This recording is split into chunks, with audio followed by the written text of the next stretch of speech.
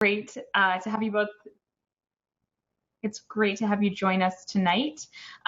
We are going to have our November meeting this evening, where we're going to have myself, Brook Osborne, Dani McAvoy, and Melissa Jones take you through some updates and things you should be aware of, and also spend some time looking at tools for Unit 3. So to reiterate, our goals for tonight are to connect as a community, to discuss how the school year is going, to talk about tools for Unit 3, and then at the end to just talk about any questions or concerns you might have right now. As a reminder, I don't know if anyone on the call right now needs this reminder because you're getting the hang of it, but you can use the chat pod on the right-hand side at any time to just communicate with all of us. We'll be monitoring it as we go, and you can feel free to turn your mic on and ask any questions with that if you feel comfortable. So I'm going to turn things over to Dani, who is going to talk to us a little bit about some reminders and things to let you know about for this month. All right, thanks, Brooke.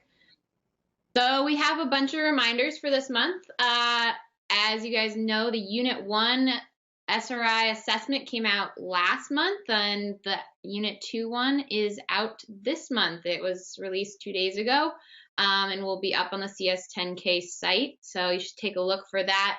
The site has been down for maintenance today, but should be up shortly. So keep your eye open for that, especially if you're headed into Unit 2. The Unit 3 one is scheduled to release in December, so keep your eyes open for that as well if you're moving to Unit 3. We released our Phase 3 online for Unit 3 and Unit 4 today. They look very similar to what you saw in Unit 2. We have tried to condense them a little bit. Still give you all that great information, but make it so you don't have to click through quite as many levels to get it all. And hopefully that will be a positive change for you guys. Hopefully the challenges have been going well. I've been seeing a lot of posts on the forum with people submitting their challenge work, and it's been really great. It's also been great to see people pairing up and working together and giving each other feedback. That's been really awesome. So keep that up. Hopefully we can do that for Unit 3 and Unit 4 as well.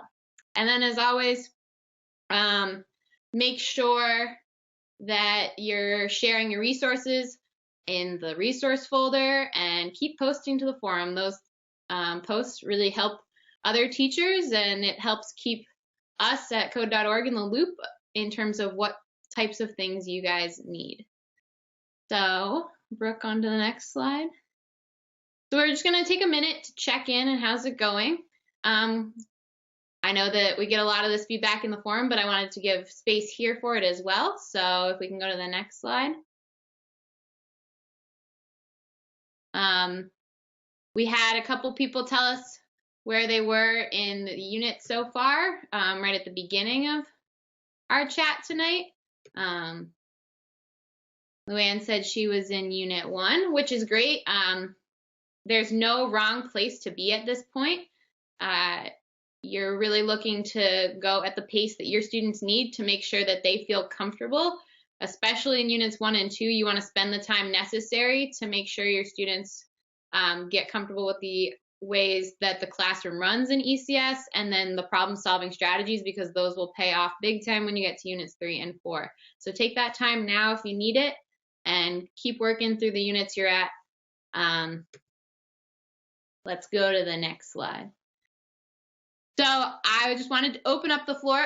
These are a couple of the resources that we have created at code.org or linked to. So I would love to hear how things are going using these different resources. If you have any feedback, I'd love to hear if anybody's used the SRI assessment in their classroom, because we heard from Eric Snow last month, and he came and introduced that assessment. So if anybody's worked with that, either if you're watching after the fact, you could post that feedback to the forum as well. I would love to hear it. But does anybody in the call tonight have any feedback they want to share on any of these pieces? Online PD, SRI assessments, the resource folder, or the forum?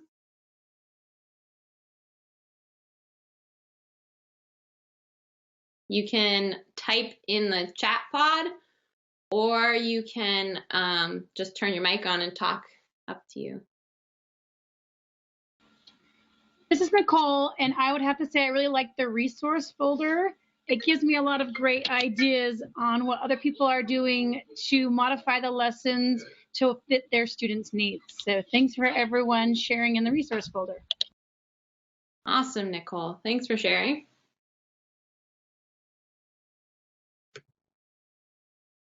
Anybody else have any feedback they want to share on the forum, the resource folder, SRI assessments, or online PD?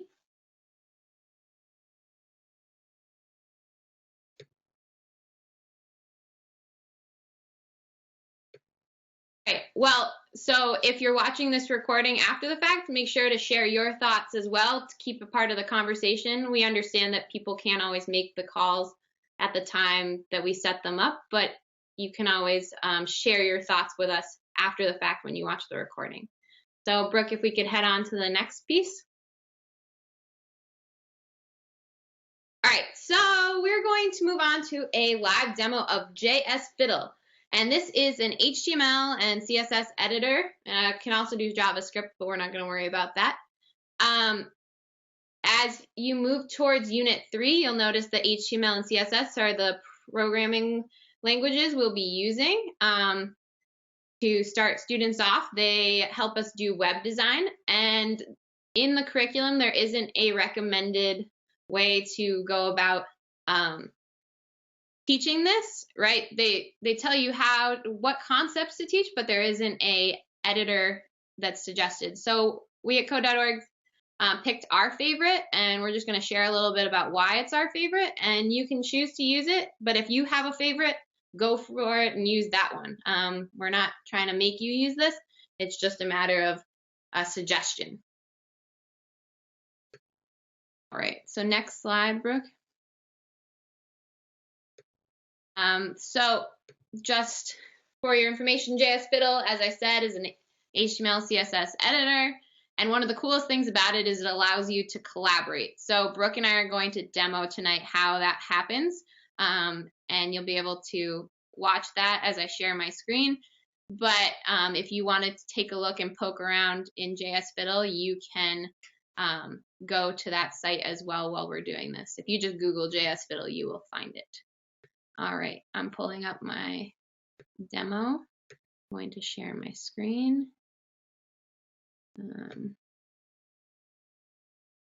All right, can everyone see my screen?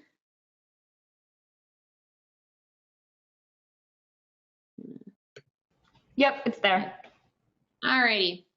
So I just made a simple little web page here, and we're gonna walk through kind of how to make this and a couple of different features. So instead of me trying to type this and get it perfect while we're on the call, I'm going to copy over some stuff.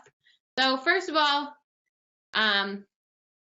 you'll notice here I have a window that's blocking my view. There we go. There's an HTML spot, this box that I'm going to paste something in. That's the HTML spot. You can see it pops up there in the corner. There's also a CSS block here, and then the results window is down in the right-hand corner. As I said, this does also do JavaScript. If you went that far with your kids, this could be where you would have them type that as well. So we're just going to test this out and see what it looks like. If you don't understand what this code says yet because you're still new to HTML and you're still learning it, I would suggest going through the online PD. Nicole was one of the people that helped us write that, and it's really awesome online PD to help you get a grasp of HTML and CSS, and then the Unit 4 one introduces you to Scratch. So if you're new to either of those, take a look at them. But we're going to run this, and we're going to see it looks a little different than what I had before. So I'm going to just make the window bigger for a sec so I can drag these and look at my results bigger. Looks like my image is really big right now, and I don't have the pretty coloring that I had on the other page. All right, so we've just added the content, and you'll notice that as you learn HTML, that is the content piece, and then CSS is the style piece. So let's add that styling that I had. So I'm going to copy over my styling here.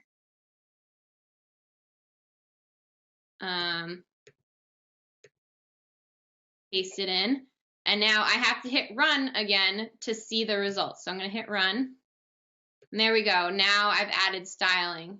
And don't worry about how all of that happened. Go through the online PD and get a sense of how to use these different pieces. It'll be really helpful. Another thing we suggest, there are different websites that teach this. So one of my favorites is Khan Academy. If you're new to HTML and CSS, take a step through Khan Academy and you'll feel much more secure in how to teach this stuff for yourself. So I've created a simple little web page here. It's just showing the results here. And what if I want to make sure I have a name for it? So if I'm trying to submit it and I want to name it, I come into the JSFiddle options and I say Dani's web page, and I can add a description. I made this for an ECS demo. So as your students are getting ready to submit things, they can name them, they can put a description there, so they could put a note to you in that description probably. So that's nice. That'll save, and we'll just head back here. Up the top here, if I want to save this, you'll notice that I'm logged in. Your students can make accounts really quickly, and they'll have an account to save it. So I'm going to hit save. When I hit save, I get a couple more options. Update. Update just does save on something that's already saved. I can fork something, so I can make a copy of it that I can then edit, but I'll still have the old copy. I also have tidy up. So as your students are learning HTML and CSS, they may not have the best practices in terms of keeping their code neat and tidy, but one of the things that JSFiddle does for you is it'll clean it up and make it look a little bit nicer. So if you saw as I hit that, some of the stuff moved around and just spaced out a little bit nicer. It makes it easier to read. This JS hint button up the top will help you out if something in your program is not running well.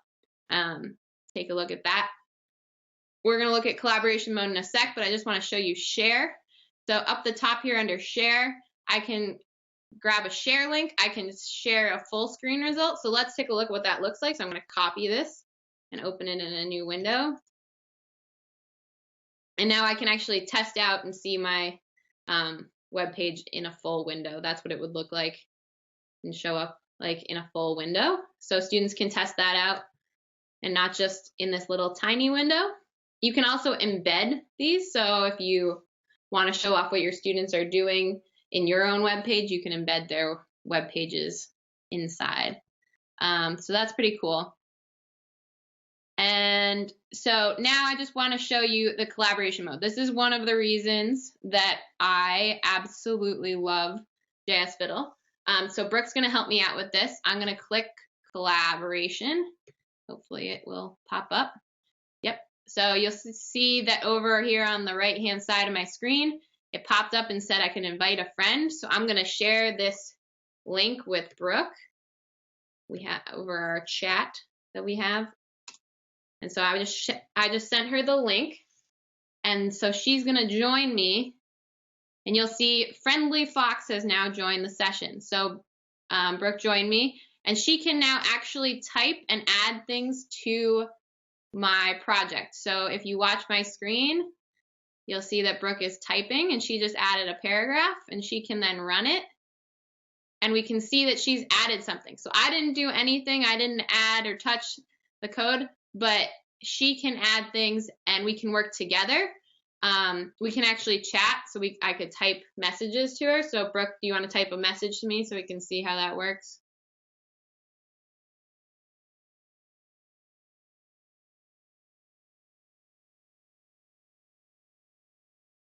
So you see that Brook can type messages to me. There's also an audio feature, which is newer, and it's still, I think, in beta mode, but it's worth having your students try if they want to talk to each other as well. I'm not going to do that right now because I don't think it will work very well while we're on a video call. Oh, And there, Brooke changed her name, so now she's actually Brooke.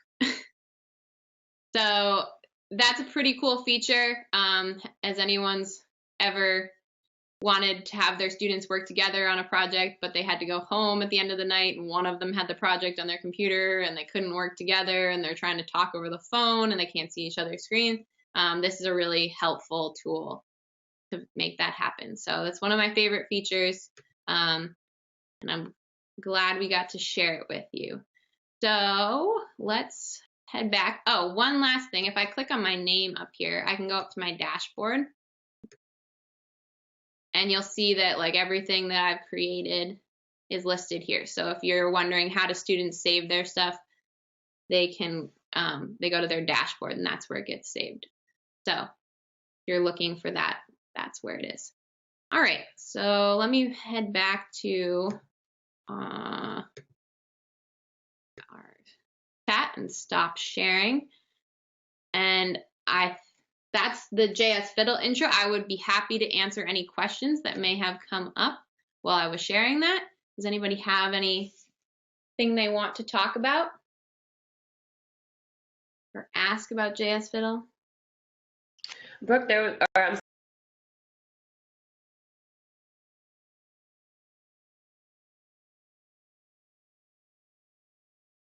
Melissa, did you have something?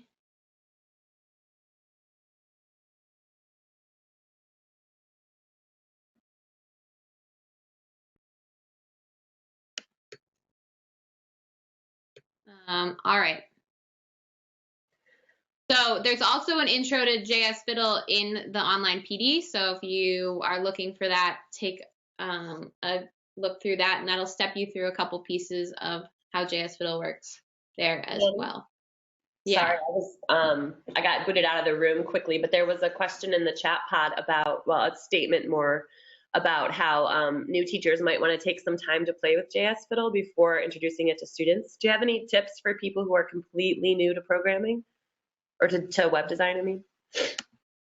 Sure. So my suggestion is to just find, so the ECS curriculum links to W3 schools, and we have some links to that in our PD. That's one way to learn about different pieces, and probably the best thing to do is just to copy some code from W3 schools into JSFiddle and run it and see what happens, and maybe delete some lines and see what happens. I really love Khan Academy.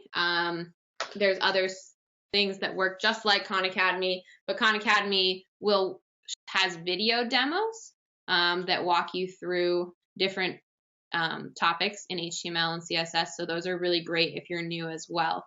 And you can try programming the different little tasks they have you do in JSFiddle if you want, so that you get comfortable with that platform along the way. So those are always good ways to do it. But the biggest thing with computer science is to just be okay with the fact that you may not always know every little detail, right? Even when I teach a programming language I've known for a couple years or multiple years, right? I don't always know everything about that language, and my students often find something I didn't know and teach me something along the way. So be prepared to learn something and not always know everything. Computer science is such a fast-changing subject. You can't know it all because tomorrow it changes and is completely different. So that's a big piece of it. So just accept where you're at and learn along with your students if that's going to be the best thing for you this year. It won't be a big deal. Your students will still learn the HTML and CSS. I have faith. Any other questions? Julie tells us in the chat pod that she's actually introducing HTML to younger students in 5th grade. I'm wondering if you have any tips for introducing this outside of the high school classroom. Yeah, sure. 5th grades, that's awesome that we got 4th and 5th graders that might be learning it. I worked with middle schoolers and had them do HTML and CSS. And I really think that it's something that's approachable at a lot of different ages. And that's why it's one of the intros for ECS. It's the starting place because it has such a low bar entry point and it's so creative. So students at a lot of different ages can learn it. I know that Pencil Code has created something that has a little bit of more of a block base for HTML and CSS. So if you're teaching it at a younger age, that might be something worth considering. But that lots of students, especially if they have some intro to programming at some level, will pick it up and enjoy HTML. I think it's a great intro at multiple ages. That's great. I think that my students that I taught in high school had a lot of reading challenges and learning differences. So I think having that option of doing block-based, even for older students, is a great idea. Yeah. All right. Are there any other questions tonight?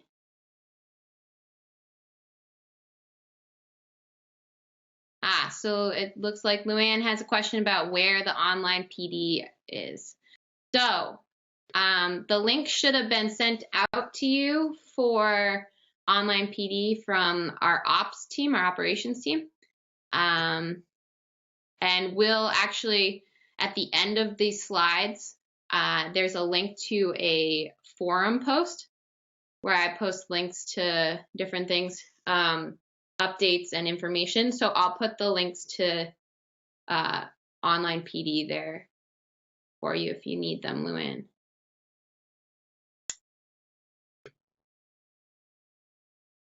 And we had someone put them in the chat pod too. So if anyone needs them later, they'll be up there. Yeah. Sorry, Dani. I wanted to add to that. Once as a teacher in our program, once the PD has been assigned to you, it will show up on your teacher dashboard every time you log in. So when you log into Code Studio, just at studio.code.org, along with whatever classes you're teaching right now, you'll also see whatever PD has been assigned to you. So you shouldn't have to remember the URL. It should just be there for you when you log in. Awesome. Thank you. All right. So let's close out. So can you go to the next slide? One after that. All right. So we've been doing these monthly webinars for you the past couple months, but we found out recently that ECS is holding ECS specific webinars on the CS10K community. There's actually one next Tuesday. And that schedule can be found on the cs10community.org. And what we're going to do is actually try and merge with them so that you can get content and ask questions from the curriculum writers themselves. So you'll get to interact with them and other ECS teachers outside of the code.org community. We're going to work towards that as our main point of webinars. But we'll still be sharing different resources with you, and we'll post videos to the forum if there's something we need to update you about. As always, we'll send emails and give you updates that way as well. So hopefully those the CS10K ECS webinars will be helpful to you, and you can ask those questions that you see coming up in your classroom. Anything else? So as I mentioned before, you can see here, and I'm sorry that it's a long link. We should bit.ly it and make it easier. But on the forum, you can find this under the general resources for the ECS. It's the ECS monthly meeting for November forum post, and we'll put any resources or links that you might need from this call there. I think we need to update it with the JSFiddle link and the ECS online PD links based on what people were asking about. Do we have anything else, Melissa? that you've noticed in the chat pod? Nope, I don't think so. I think we're in good shape. So thanks everyone for joining us, and we'll see you next month. All right. Bye, guys. Thank you. Thanks, everyone.